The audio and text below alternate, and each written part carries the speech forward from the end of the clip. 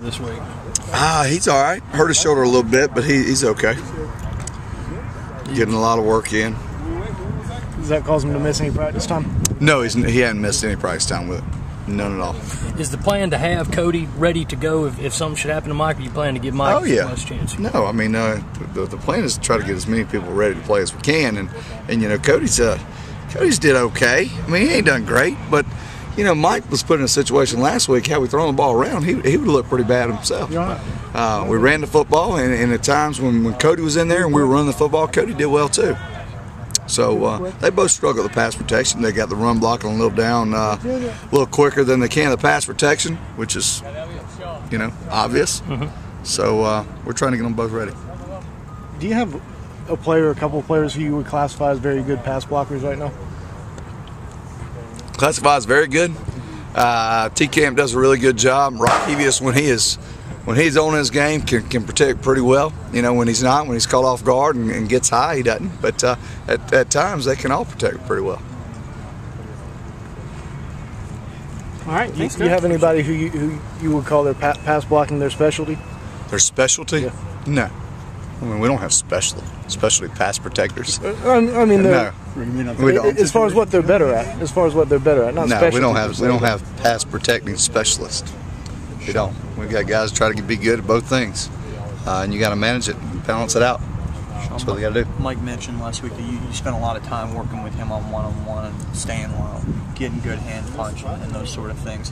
I imagine there was a sense of urgency last week to get a young guy ready in that spot. How do you think he did? You know, he did okay.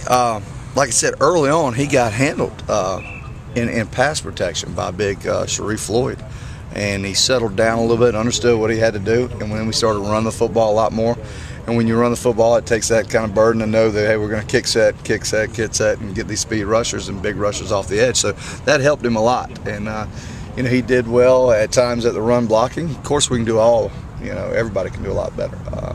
He can do a heck of a lot better in his pass protection. He's got to do it. Same way with Cody Gibson. He's got to do a lot better in his pass protection.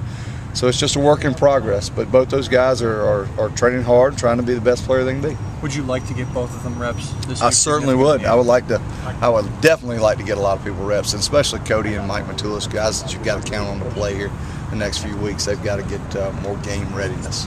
And over the next, I guess, 6 weeks or so, as you get ready for the ball and all that, I mean, this I imagine is going to be something of an audition for these guys for next spring and next year, since they're young guys who you're going to probably count on. The greatest thing about the bowl system is you get all those weeks prepared for next year.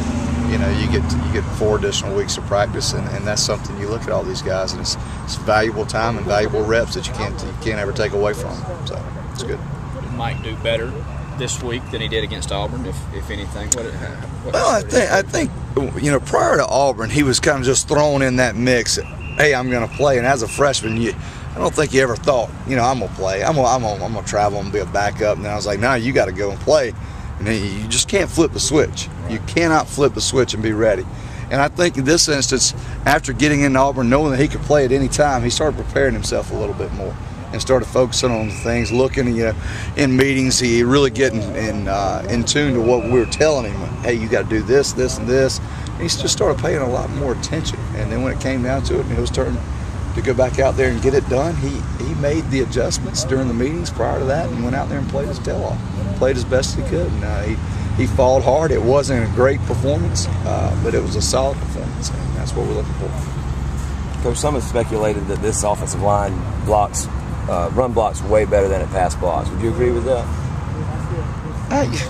It's different in different occasions. I mean, pass protection, you know, you look at a guy, if it's a 3rd and 7 situation and, you know, you're getting a 7-step drop, it's going to be tough. It's tough on everybody. I do think that guys can understand and get fundamentally sound at run blocking a little bit more efficiently and quicker than he can at pass protection, because that's one of the scariest things especially for a tackle, to be on an island by himself and know, hey, this guy can go in or out and do a lot of different things. But you know, at times they can protect decent, but they get, I think, a little bit more juiced up and as a group to run block. So we'll see. Shawn, when people talk about these military schools, usually the first word they use is discipline. Is that obvious when you study the Citadel defense? I just think they're well coached. I think if you coach a team and you coach them to be disciplined and know their assignments, they're pretty much going to do it. I think keeping things simple makes for a disciplined team. I think that's what they do well. They don't do a whole lot defensively. They're not a huge pressure team as far as blitz-wise. They play their sound defenses. They put them in position to make plays, and that's what they do.